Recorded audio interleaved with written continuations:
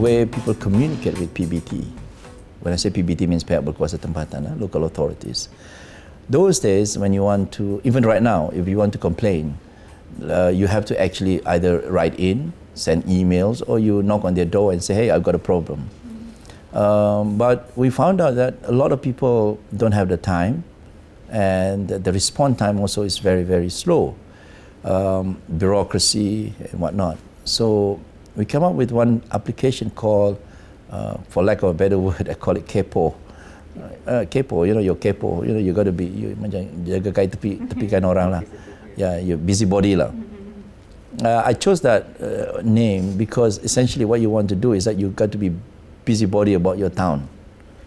So when you drive and you see a pothole, for example, all you have to do is just take your phone, launch the application, take a photo, and that's it. You see a problem, you click the problem, and then hopefully PBT will fix it. So see, click, fix.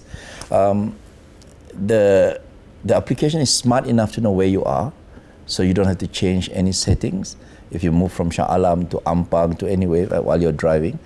One of the things that I like about this application is because for the first time, the local authorities will know which particular problem is pressing for that day. Let's say before noon, about 500 people snap the same problem, photo of the same problem. Let's say it's a big pothole in one of the interjunction, right?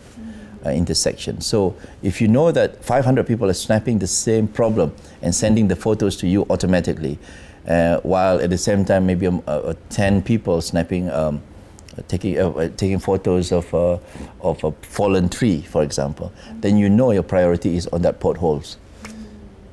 So you will attend to that first. It is to help you to earn income. Now, imagine this. Now, I'm not talking about second job like some other people saying, you have to take second jobs. It is not about second job. It is about, monetizing what you like to do, your hobby, your skill, all these are the things that you want to do, you like to do, but you don't earn income out of it. I'll give you an example. For example, if you are, let's say that you're a university student, you're staying in an apartment, and you have some free time, and you want to buy that badly, you want to buy a new iPhone, which will cost you 3,000 ringgit, for example. So you have some free time. So why don't you advertise through Orang E and offer yourself the very basic as a nanny or a babysitter for a family within your complex.